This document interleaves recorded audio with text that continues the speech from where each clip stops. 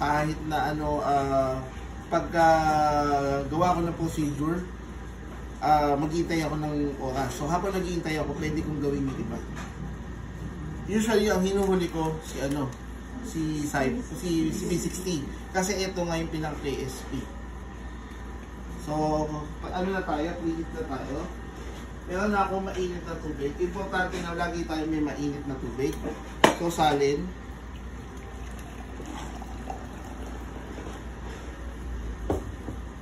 So, pag ano niya, pag preheat niyan,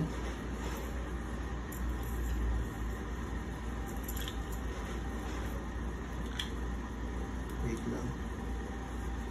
Iba na yung so, drink pa natin yung matagal. Ayan. So, ilagay lang natin to, yung pinakapati yung pinaka-filter. So, kasama yun sa pinapainit.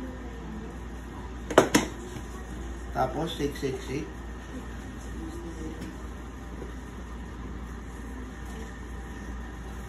So, bakit tayo nagpi-preheat? Ang tawag doon is preheat. Bakit tayo nagpi-preheat? Para? Yung pagod ng temperature din natin. Para yung temperature natin is ma-maintain yung temperature natin. Isa pa nga is para malinis din natin, masanitize natin ng maayos yung pinaka brewing equipment natin. So, lagay tayo ngayon, lagay na natin yung kape.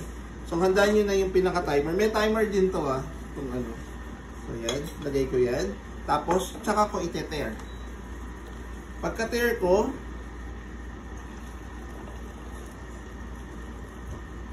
so, handa ko naman yung spatula ko. Lalagay ko ngayon yung first 60 ml. So, start ko. First 60 ml. Start na rin ako ng timer. Kahit sumobra, okay lang. Ayan. Tapos, stir ko ngayon to. Mga 5 to 10 seconds. Kaya ko siya ini-stir, kailangan kong i-agitate yung kape. Para mag-bloom siya. Kapag sinabi nating blooming, ito yung naglalabas tayo ng pinapabayaan natin mag-escape yung CO2. So, kung titingnan nyo siya, bumubula. Diba? So, ibig sabihin, umaano yung pinaka natin, CO2. So, hintayin lang tayo ng mga 45 seconds dito sa timer natin. Yan. Yan, 45. Tsaka natin ilagay yung rest ng 180. So, dapat ang total weight mo na ngayon dito is 180.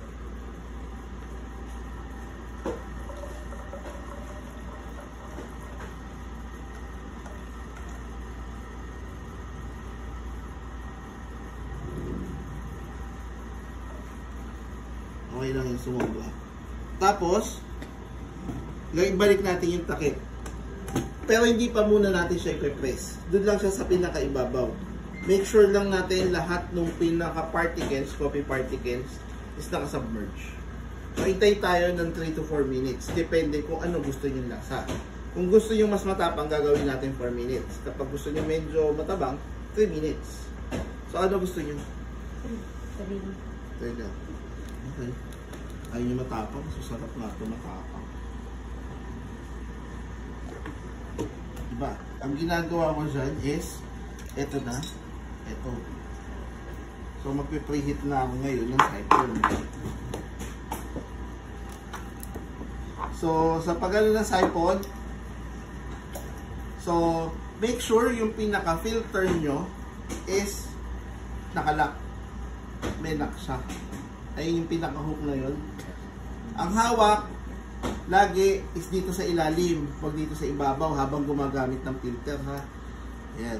Sa ilalim para may pwersa. Tapos, kapag nag-preheat tayo, kasama yung ibabaw.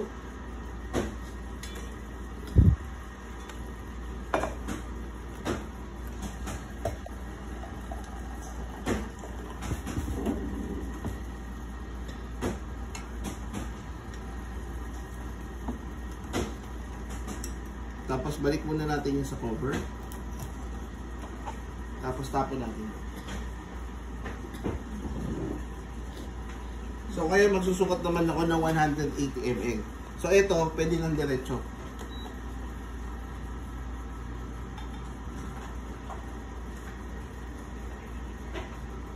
Sabi sa inyo, 4 minutes yun. Mas masarap yung 4 minutes.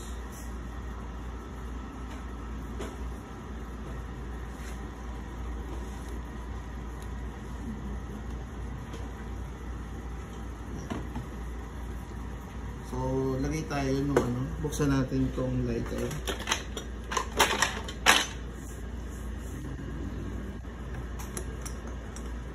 Papainit na tayo.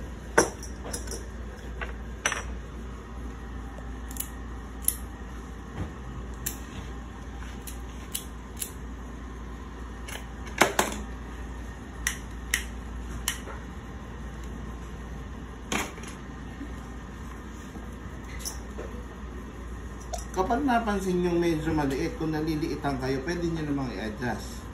Pero sa akin, okay na to. Ang nangyayari lang dyan, so i-debug nyo rin kung bakit ganyan yung ano nyo, yung apoy nyo. Kung sakali, tignan nyo ngayon yung wick kung umaabot pa yung pinaka tawag dyan, apoy. Ano tayo nung, mamaikli na kasi yung pinaka wick. Tayo. Ito sigurado makahaba. So 4 minutes na. So pe-press lang natin to ng dahan-dahan. Kasi pagka-press natin ng dahan-dahan, so serve na dapat din kagad natin. So lagay natin tong apoy na to. Ilagay natin yung upper chamber nakatagilid. Huwag muna natin siyang ilalak. Tapos serve ko to. Hanapin nyo yung pinaka-filter niya. May isa pa siyang filter sa ibabaw eh. Hawakan yung pinaka-ibabaw. Serve.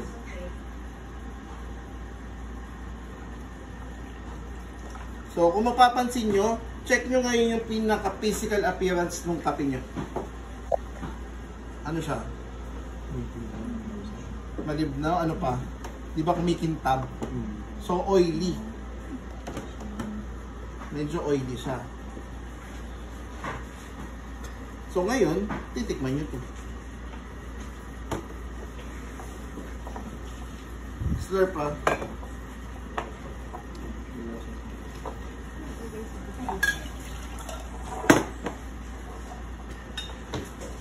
Sabihin niyo, hindi ako sasama. Sige, kuha lang. Slurp pa.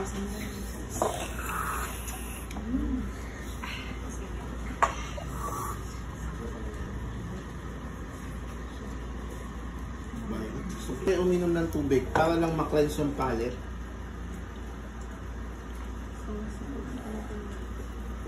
Ayan. Tapos, since na kumukulo na, meron na tayong rolling boil na tinatawag dito.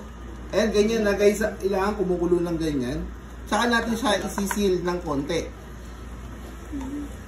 Hindi siya dapat fully sealed kasi mahirapan tayo magtanggal. Tapos niyan, so nasa ito na yung ano natin, grind natin. So, ayusin ko na rin yung timer ko.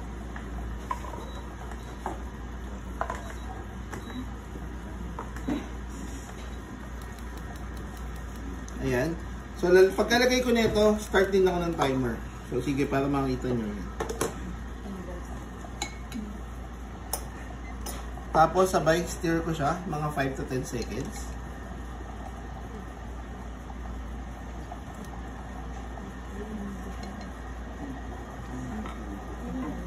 Tapos, hintay tayo ng 2 minutes. 2 minutes. Ang total brew time natin dito is 3 minutes. 2 minutes natin siyang may apoy. 1 minute yung drawdown. Kapag sinabi nating drawdown, di ba may pressure siya sa ilalim? Kapag tinanggal natin yung apoy, magkakaroon ng reverse pressure. Ihigupin naman ulit yung kape na nasa ibabaw. So, dapat yung drawdown natin dyan mabula. Tsaka, yung pinakakape natin dyan mamaya is dapat tuyo.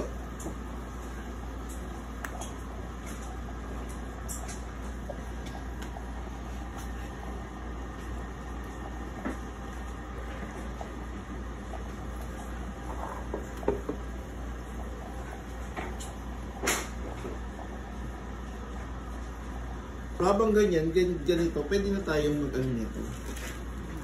Pwede na tayong mag-B60. So, paano ba tayo nag-B60? So, syempre, unahin, tanggalin natin yung papel. Kuha tayo ng bago.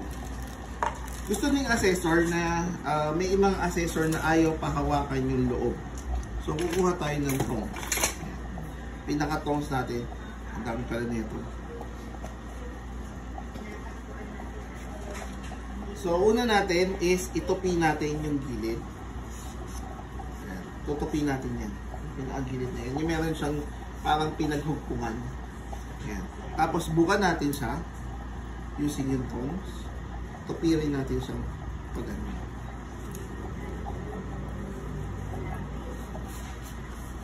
So, pagkalagay natin sa kanya, is nakasentro agad siya. So, 2 minutes. So, ano, is mabilis to, dapat.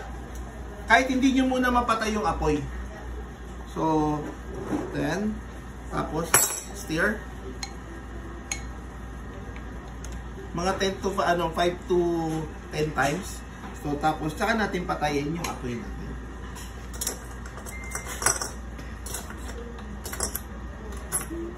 Ngayon, tingnan nyo yung draw natin. Dapat, yung pinakakapin natin dyan sa ibabaw, is pa-dome. Dome dapat ang itsura niya. Isa yun sa sign na pantay yung pagkakabro natin. So, yan, dome. Tapos, pagkababa niyan, dapat bubula siya. So, ibig sabihin na higup niya ng husto yung kape. Kapag minsan, may instances naman na hindi rin siya nagdodraw ng ganyan na bumubula. Ang ibig sabihin naman nun, masyadong mainit yung lower chamber mo. So, dapat nagaganyan siya. Tapos, kung hahawakan nyo yung pinakakape natin dito, dump lang siya. Sige sir, hawakan mo. Papasa. Diba? Hindi siya ganun kabasang-basa.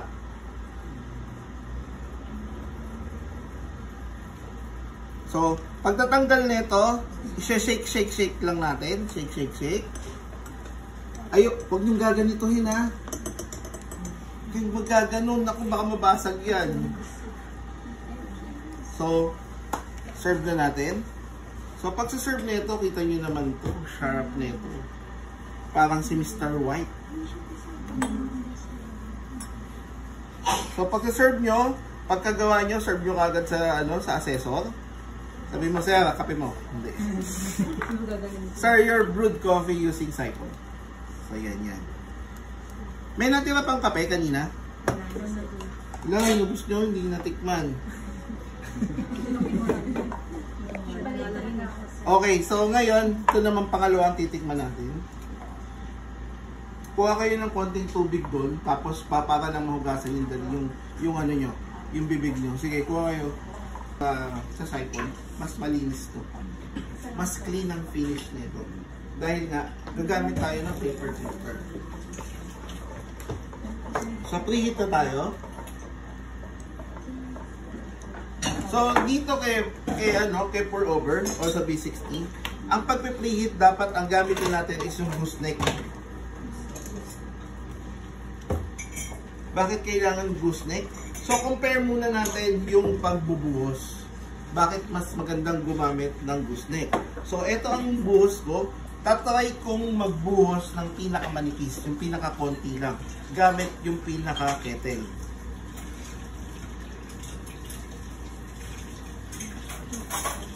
Diba? Tumatapon. Sasabihin ko, sige baka sinasadya lang sir. O sige, lipat ko. Sabihin natin, gagamit ako ng steaming pitcher. So, ang buhos ko, ayan, tatry ko pa rin buhos ng pinakamanipis. Maganda siya, kaya lang, pag gano'n, magdalaw. Ngayon, kapag gamit natin yung, yung pinaka gooseneck kettle, makukontrol mo siya. Consistent yung flow. Ayan. So, may magpe-preheat tayo. Pag preheat natin, kasama yung papel. Ito yung tinatawag ng B60, isa ang butas sa ilalim. Meron tayong kalita dito.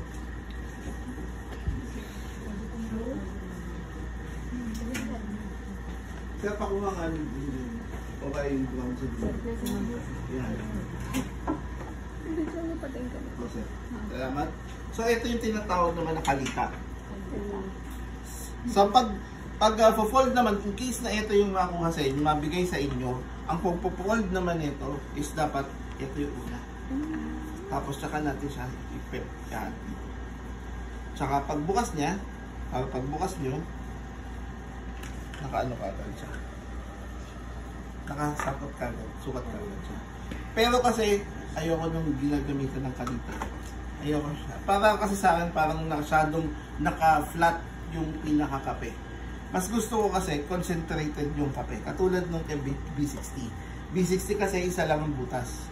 So, kapag gamit pa natin yung pinaka-cone na filter, so alam natin yung pinaka-kape natin naka-concentrate. So, pag preheat nito, dapat kasama yung papel. Dapat basa siya.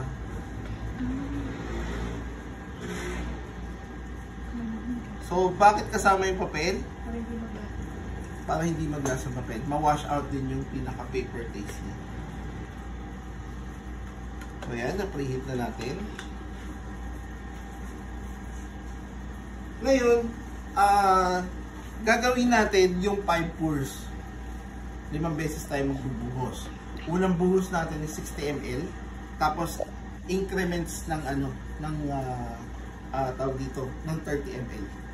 So, 60, 90, tapos 120, 150, 180. So, tapos yung interval natin dito kada 10 to 15 seconds. Yung una lang is 45 seconds. So, lagay na natin to. Kailangan, ito nga yung sabi ko sa inyo, kailangan ng ano tawag dito? Ng pansin. So, yan. Tapos, sabay butasin lang natin yung gitna na parang magbagaan tayo ng semento.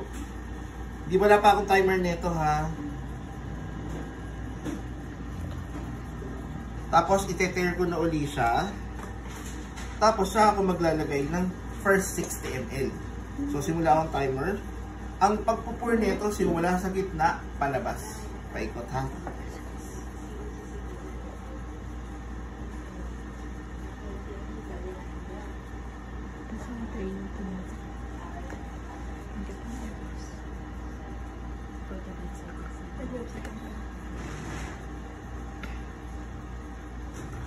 Kahit sumobra tayo ng hindi naman natin mape-perfect agad yan. So, hintay lang tayo ng 45 seconds dito. Kayaan lang natin siya. So, nakikita nyo, bumubula pa rin siya. Nagkakaroon pa, nagbo-blooming pa din tayo. So, ngayon, after, kapag nag-45 seconds na ako dito, saka ako yung weight niya is magiging 90. Magpupur ako ng tubig para yung weight niya magiging 90.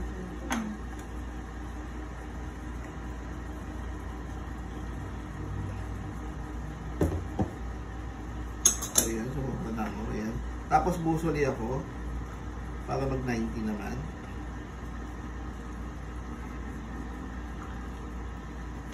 Tapos hintayin lang ako ng mga 5 to 10 seconds o kung hindi ko man is bumaba lang siya ng konti. Yan, mga 120 lalagay ko daw uli. Tapos lagay uli ako para maging 120 naman.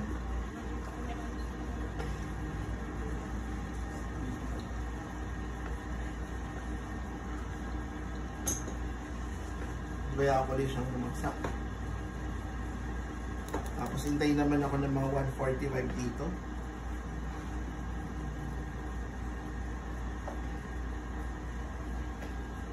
O kaya makita yung medyo mababa na yung tubig. Nagiging flat na siya. So ngayon pupunta naman ako 150.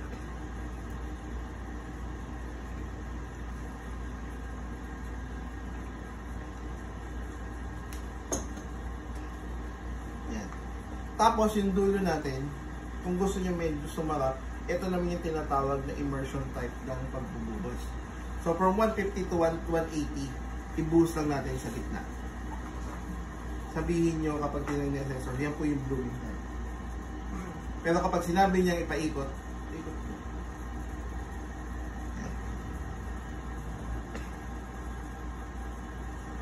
So kung ito pa dome, dapat ito naman flat. Ang natin sign ng tama yung So ngayon lagay na ako ng hanggang 180. Lalagay ko na lang sa gitna.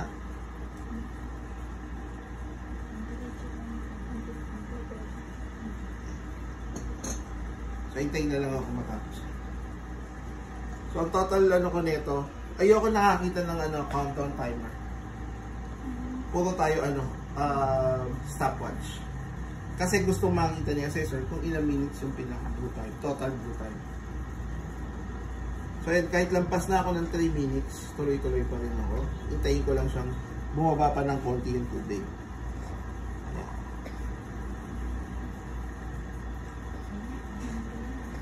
Konti na lang.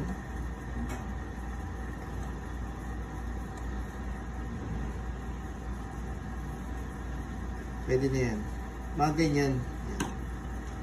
Tapos, serve na natin to.